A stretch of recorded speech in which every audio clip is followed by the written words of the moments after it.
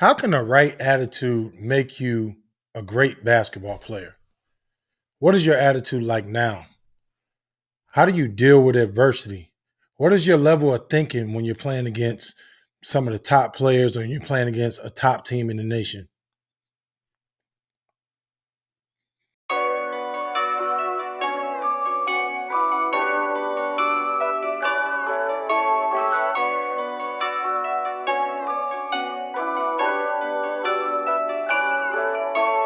New Chanel, mama and Gucci, got out the hoop, yeah.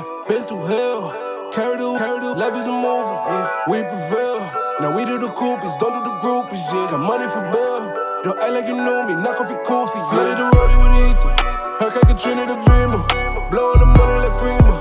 I got a flex on the sleepers, they tryna do me like Caesar. You gotta watch for the creepers, I got that iron that steam you. Roll up and I blow you like I'm such a high achiever, I make a skeptic believe it. Don't think the grass is greener. I wasn't counted in either. Tryna get paid in full. I feel like ice in the cleaners. Hey, this is Harvey Harrington, and today I want to talk about how the right attitude can make you one of the best players or can give you stock in the game of basketball that nobody else has.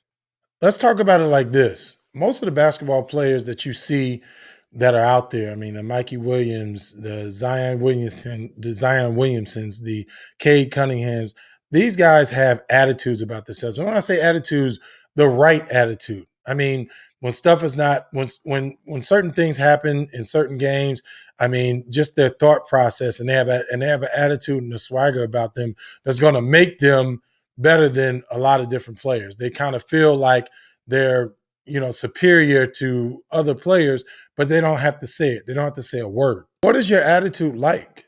What is your outlook? How do you feel about the opponent across from you? Are you doubting yourself? Do you feel like you're inadequate? Well, you only can go as far as your level of thinking will take you. There's too many kids now that are just not they're not mentally strong. Being mentally strong is what's gonna help any potential player to be good or be great. That's what's going to separate you. All the WNBA players that are out there that are probably the most elite players around, the Candace Parkers and the Skylar Diggins and the Iniskus. How do you think they think? How do you think? What do you think is their outlook on how they play, or how they're gonna finish a game, or when it's time to take the big shot? How do you think, or how they interpret just different things? If you're a player and you're watching, you need to understand this is the time now to start working on your level of thinking. That's what's going to make you. That's what's going to mold you into the player that you want to be. But if you think that you're inadequate, then you are inadequate. But if you think that you are the best and you work at it, then you have an opportunity to be the best. I'm Harvey Harrington. I want to thank you guys for watching Dream Chasers Basketball.